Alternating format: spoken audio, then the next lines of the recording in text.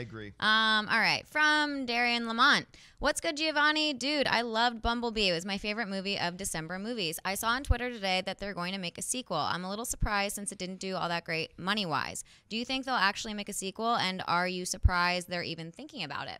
Robert, what do you think? Sequel? Well, on Twitter, again, addressing this issue, I have not seen. Look, I thought Bumblebee was a wonderful movie. It was surprisingly good. I mean, it harked back. One of the things about the first Transformers, that story of a boy in his car, that had that kind of Amblin sensibility. Spielberg was a producer on it. It felt sort of Spielbergian, even though it was a little crass in its portrayal of Megan Fox. But there was a sweetness to Bumblebee, and yet it was still a kick-ass Transformers movie. And I thought it struck that incredible balance. And Travis Knight, his Leica Productions and Kubo and the Two Strings, and they found the perfect director. That franchise we've only ever seen Michael Bay's take on it. And I think Travis Knight completely turned that franchise around. Now you can go in any direction. Yeah. And the tone can be now very, very different. It was a personal story as opposed to being some apocalyptic, world-destroying, let's destroy Chicago, let's destroy Hong Kong. This was not that. And I'm excited if they make another one. I just haven't seen verification that they are. Yeah, no, I think it was Deadline that actually wrote the thing. Yeah, they wrote that's what's happened. They're looking at, there was no confirmations, not saying this is definitely a thing. They're looking at, one of the things they're looking at is doing an Optimus and Bumblebee movie as a sequel. They were looking at some other Transformers figures, but I don't know who else you could do a solo movie about other than Optimus or Bumblebee. I think a sequel is the way to go. And by the way, Bumblebee, very quietly, like I've made the argument that I think Paramount made Bumblebee knowing this movie could not break even.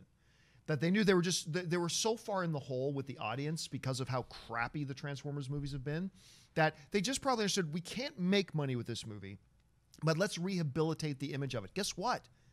They're now profitable. This movie's made well over $400 million now. It is now in the profitable range. Bumblebee made money. And I think the people at Hasbro and the people at Paramount have got to be going, whoa, we weren't expecting that.